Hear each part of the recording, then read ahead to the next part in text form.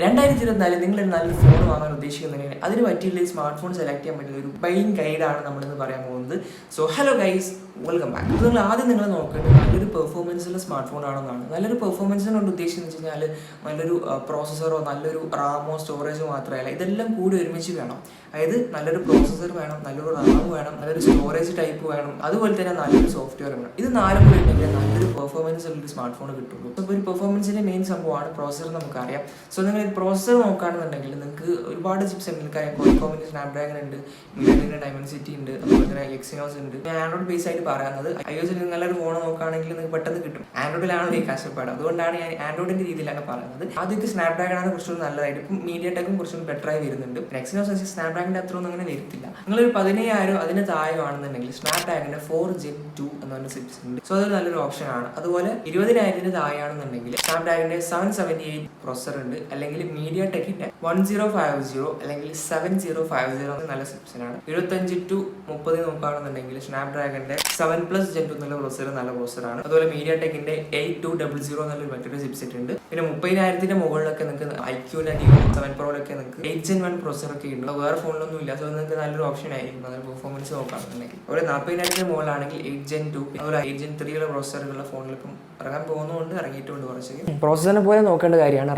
റാമിൻ്റെ ഒരു ടൈപ്പ് നോക്കുകയാണെങ്കിൽ LPDDR4X ആണ് ഇപ്പം മെയിനായിട്ട്. ഒരു 10,000 മുകളിലൊക്കെ വരുന്നത് ഉണ്ടോ നിങ്ങൾ ജസ്റ്റ് നോക്കാതുണ്ടെങ്കിൽ നല്ലതായിരിക്കും. അതുപോലെ 33,000 മുകളിലാണെങ്കിൽ LPDDR5 ഉണ്ടോന്നും, അതുപോലെ 40,000 മുകളിലാണ് LPDDR5X ഉണ്ടോ എന്ന് നിങ്ങൾ നോക്കാം. പിന്നെ റാം നോക്കുകയാണെങ്കിൽ മിനിമം 6 GB റാം ഒരു നോർമൽ യൂസിന് എന്തായാലും വേണം. കാരണം ഇപ്പോഴത്തെ ആപ്സും കാര്യങ്ങളൊക്കെ നിങ്ങൾക്ക് അറിയാം, ഇൻസ്റ്റാഗ്രാം മറ്റുമൊക്കെ നല്ല ഹെവി ആയിട്ട് വരുന്നുണ്ട്. സോ അതുകൊണ്ട് തന്നെ മിനിമം 6 GB. പണ്ടൊക്കെ 4 GB ആണ് പറയാറ്. ഇപ്പം ഞാൻ കഴിഞ്ഞൊരു വീഡിയോ അതിനോട് ചെയ്തിട്ടുണ്ടായിരുന്നു, അതൊക്കെ 4 GB ആണ് പറഞ്ഞത്. പക്ഷേ ഇപ്പോൾ കുറച്ചും കൂടി ഹെവി ആയിട്ടുണ്ട്. 6 GB റാം എന്തായാലും വേണം ഒരു നോർമൽ യൂസ്. ഇനി നിങ്ങളിപ്പോൾ ഒരു പ്രായമായിട്ടുള്ള ഒരാൾക്ക് ഫോൺ അധികം യൂസ് ചെയ്യാറില്ല, ഇടയ്ക്ക് വാട്സപ്പൊക്കെ യൂസ് ചെയ്യുന്ന അങ്ങനെ ഒരാളാണെങ്കിൽ മാത്രം 4 GB റാം. അതുപോലെ ഹെവി യൂസ് ആണെങ്കിൽ 8 GB 16 GB ഒക്കെ നിങ്ങൾക്ക് യൂസ് ചെയ്യാവുന്നതാണ്. ഇനി സ്റ്റോറേജിൻ്റെ ഭാഗം നോക്കുകയാണെങ്കിൽ നിങ്ങൾക്ക് സ്റ്റോറേജിൻ്റെയും ടൈപ്പ് ഉണ്ട്. eMMC ഉണ്ട്, UFS ഉണ്ട്. eMMC നിങ്ങൾ ഇല്ലാത്ത വാങ്ങാൻ ഉദ്ദേശിക്കുക. കാരണം ഇപ്പോൾ UFS 2.1 2.2 ഒക്കെ ഒരു 10,000 മുകളിലൊക്കെ നിങ്ങൾക്ക് കിട്ടുന്നുണ്ട്. UFS 2.1 2.2. അതുപോലെ 25-30 ഉള്ളിലാണെങ്കിൽ നിങ്ങൾ 3.1 ആണോ നോക്കുക. ഇനി 40 ആണെന്നുണ്ടെങ്കിൽ 4.0 ആണെന്ന് നിങ്ങൾ നോക്കുക. അതുപോലത്തെ ഒരു സംഭവമാണ് സോഫ്റ്റ്വെയർ പറ്റി നിങ്ങൾക്ക് അറിയായിരിക്കും. റെഡ്മീൻ്റെ MIUIയും പോക്കോ ഒക്കെ അവസ്ഥയാണ്. അതിൻ്റെ മുകളിൽ റിയൽമി, പിന്നെ IQ, OnePlus, പിന്നെ സാംസങ് ഒക്കെയാണ് ഇപ്പം കുറച്ചും കൂടി ബെറ്റർ ആയിട്ടുള്ളത്. സോ ആ രീതിയിൽ നിങ്ങൾക്ക് സോഫ്റ്റ്വെയറിനെ പറ്റി അറിയായിരിക്കും, നിങ്ങൾ ആ രീതിയിൽ നോക്കുക. സോ ഇതൊക്കെ നോക്കുകയാണെങ്കിൽ നല്ലൊരു പെർഫോമൻസുള്ള ഫോൺ വാങ്ങാം. ഇനി നല്ലൊരു ഡിസ്പ്ലേ നോക്കുകയാണെന്നുണ്ടെങ്കിൽ ആദ്യം നിങ്ങൾ നോക്കേണ്ടതാണ് ബ്രൈറ്റ്നസ്. ഇപ്പം പീക്ക് ബ്രൈറ്റ്നസ് കണ്ട് കുറേ ഇറക്കുന്നുണ്ട്. പക്ഷേ നിങ്ങൾ നോക്കേണ്ടത് സ്റ്റാൻഡേർഡ് അല്ലെങ്കിൽ ടിപ്പിക്കൽ ബ്രൈറ്റ്നസ് നോക്കുകയാണെന്നുണ്ടെങ്കിൽ ഒരു ബഡ്ജറ്റ് കാറ്റഗറിയിൽ 600 മുതൽ 800 നിറ്റ്സ് ഉണ്ടോ എന്ന് നോക്കുക. അത് മിനിമമായിട്ട് നിങ്ങൾ നോക്കുക. ഇനി 20,000 മുകളിലൊക്കെ നിങ്ങൾക്ക് 1000 നിറ്റ്സ് ഒക്കെ കിട്ടുന്നുണ്ട്. സോ കുഴപ്പമൊന്നുമില്ല. ഇനി 13,000 അതിൻ്റെ മുകളിലൊക്കെ ആണെന്നുണ്ടെങ്കിൽ 90 Hz 120 Hz ഉണ്ടോ നോക്കുക. ഇനി 15,000 താഴെയാണെന്നുണ്ടെങ്കിൽ ഒന്നെങ്കിൽ AMOLED ഡിസ്പ്ലേ വേണം, അല്ലെങ്കിൽ 90 Hz 120 Hz വേണം. AMOLED ഡിസ്പ്ലേ ഉണ്ടെങ്കിൽ നിങ്ങൾക്ക് നല്ല കളറുള്ള എന്താ പറയുക, ബ്ലാക്ക് ഉള്ള ഭാഗത്തൊക്കെ നല്ല ബ്ലാക്ക് ആയിട്ട് കാണിക്കും. ആ ഒരു ഭാഗത്ത് പിക്സൽ ഓഫ് ആയിട്ടാണ് ഉണ്ടാവും. അതുപോലെ നിങ്ങൾക്ക് നല്ലൊരു കളേഴ്സൊക്കെയുള്ള നല്ലൊരു ഡിസ്പ്ലേ കിട്ടും AMOLED ആണെങ്കിൽ. അല്ലെങ്കിൽ കുറച്ചും കൂടി ഫാസ്റ്റർ ആയിട്ടുള്ള 120 Hz അല്ലെങ്കിൽ 90 Hz റിഫ്രഷ് ചെയ്യുന്നുണ്ടെങ്കിൽ നോക്കാം. 20,000 ഒക്കെ ആണെന്നുണ്ടെങ്കിൽ നിങ്ങൾക്ക് AMOLED 120 Hz ഉണ്ടോ എന്നൊക്കെ നിങ്ങൾ നോക്കാം. അതുപോലെ 25-30 ഒക്കെ ആണെങ്കിൽ HDR-ഉം ഡോൾബി വിഷൻ സപ്പോർട്ട് ഉണ്ടോ എന്ന് നിങ്ങൾ നോക്കുക. അങ്ങനെ പിക്സലൊക്കെ നല്ല രീതിയിൽ യൂസ് ചെയ്യാനൊക്കെ പറ്റും. ഇനിയാണ് ക്യാമറയുടെ എന്ന് വെച്ചാൽ കുറച്ച് കോംപ്ലിക്കേറ്റഡ് ആണ്. നിങ്ങൾ മെഗാ പിക്സലിൻ്റെ കണക്ക് നോക്കരുതെന്ന് പണ്ടേ പറയുന്നത് കേൾക്കാം. ഇപ്പോൾ നിങ്ങൾ 108 ഇപ്പോൾ സാംസങ്ങിൻ്റെ S24 അൾട്രയിലേക്ക് 200 മെഗാ പിക്സലൊക്കെ ഉണ്ട്. പക്ഷേ നിങ്ങൾ ഫോട്ടോസൊക്കെ എടുക്കുന്ന സമയത്ത് 12-16 മെഗാ പിക്സലൊക്കെ എടുക്കുള്ളൂ. കാരണം 200 മെഗാ പിക്സൽ അതിൻ്റെ തന്നെ ഒരു മോഡിലെടുത്ത് ഫോട്ടോ എടുക്കണം. അതുമാത്രമല്ല ഭയങ്കര ഫയൽ സൈസ് ചെയ്യും. നിങ്ങൾ വാട്സപ്പിൽ മറ്റൊരു ഷെയർ ചെയ്യാന്നുണ്ടെങ്കിൽ കംപ്രസ്സായി ക്ലിയറും കുറയും.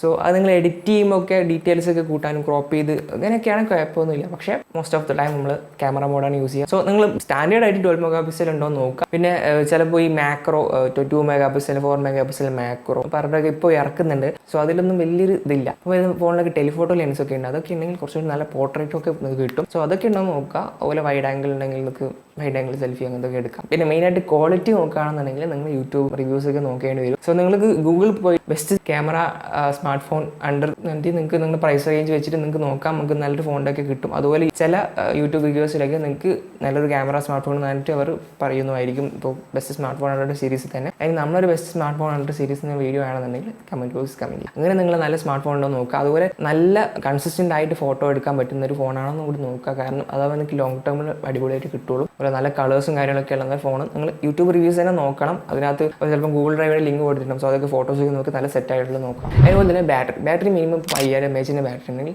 ഡീസൻ്റ് ആണ്, നല്ല രീതിയിൽ പോകും. അതുപോലെ ചാർജിങ്ങിന് നോക്കുകയാണെങ്കിൽ നല്ല വലിയ വാട്ടിൻ്റെ ഒക്കെ ഫാസ്റ്റ് ചാർജിങ് കഴിയും. പക്ഷേ എന്നാൽ ബ്രാൻഡഡ് ഇപ്പോൾ സാംസങ് ആപ്പിളും ഒക്കെ ആണെങ്കിൽ 25-45 വാട്ടിൻ്റെ ഒക്കെ ഫാസ്റ്റ് ചാർജറൊക്കെ കൊടുക്കുകയുള്ളൂ. അധികം ഫാസ്റ്റ് ആകുമ്പോൾ നമുക്ക് അറിയാം അതിന് ബാറ്ററീൻ്റെ ലൈഫും കുറവായിരിക്കും. പക്ഷേ ഒരു അത്യാവശ്യം ഫാസ്റ്റ് ചാർജ് ഉണ്ടെങ്കിൽ നല്ലതാണ്. ഓക്കെ, ഡിസ്പ്ലേ പറഞ്ഞു, പെർഫോമൻസ് പറഞ്ഞു, ക്യാമറ പറഞ്ഞു, ബാറ്ററി ചാർജ്. ഓക്കെ, അത് മാത്രമല്ല ഒരു കാര്യം ഞാൻ ലാസ്റ്റിൽ വെച്ചതാണ്. നിങ്ങളൊരു ഫോൺ വാങ്ങുന്നതിന് മുന്നേ നിങ്ങൾ ഇപ്പോൾ യൂസ് ചെയ്യുന്ന ഫോൺ നല്ല ഫോണാണെങ്കിൽ നിങ്ങൾ വേറെ ഫോൺ വാങ്ങേണ്ട ആവശ്യമില്ലല്ലോ. സോ നിങ്ങൾ ആ ഒരു കാര്യം നിങ്ങൾ ചിന്തിക്കുക. നിങ്ങളൊരു ഫോൺ മാറ്റുകയാണെങ്കിൽ ഇപ്പോൾ ഞാനൊരു ഫോൺ ഇപ്പോൾ മാറ്റിയിട്ടുണ്ട്. കാരണം എൻ്റെ പഴയ ഫോണായിരുന്നു 10,000 വാങ്ങിയൊരു നോക്കിയ 6.2 ഫോണായിരുന്നു. അതിൽ ക്യാമറ ലെൻസ് പൊട്ടിയിട്ടുണ്ടെങ്കിൽ ലെൻസ് മാറ്റണം. അതുപോലെ തന്നെ അതിന് 64 GB ആണ് പെട്ടെന്ന് ഫുള്ളാകുന്നുണ്ടായിരുന്നു. പിന്നെ സ്റ്റോറേജിൻ്റെ കാര്യം പറയാൻ പറഞ്ഞ് നന്നായി.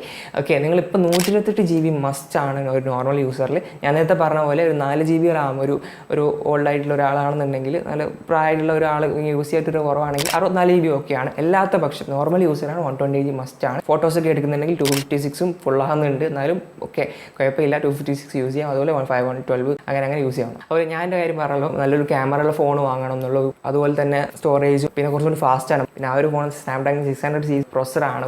എഡിറ്റിംഗ് ഭയങ്കര മോശമാണ്. 2-3 കൊല്ലം യൂസ് ചെയ്യുന്നു. സോ അതുകൊണ്ട് ഞാൻ അപ്ഡേറ്റ് ചെയ്യും. ഞാൻ ഇപ്പോൾ വാങ്ങിയ iPhone 11 ആണ്. iPhone 12 മുതലുള്ള ഫോണൊക്കെ വാങ്ങാനൊക്കെ നല്ലത്. കാരണം 5G സ്മാർട്ട് ഫോണാണ്. കുറച്ചും കൂടി കൂട്ടിയിട്ടെങ്കിലും iPhone 12 വാങ്ങാം. പക്ഷേ ഞാൻ ഈ സാഹചര്യം വെച്ചിട്ട് അങ്ങനെ ചെയ്തു. ഓക്കെ, അപ്പോൾ എന്തായാലും നിങ്ങൾ നല്ല 5G സ്മാർട്ട് ഫോൺ തന്നെ വാങ്ങാം. ഓക്കെ, ആ ഒരു കാര്യം പറയാൻ മറന്നു. അപ്പോൾ എന്തായാലും ഇന്നത്തെ വീഡിയോ ഇഷ്ടപ്പെട്ട ലൈക്ക് ചെയ്ത് സബ്സ്ക്രൈബ് ചെയ്ത് വേണം. Thanks for watching.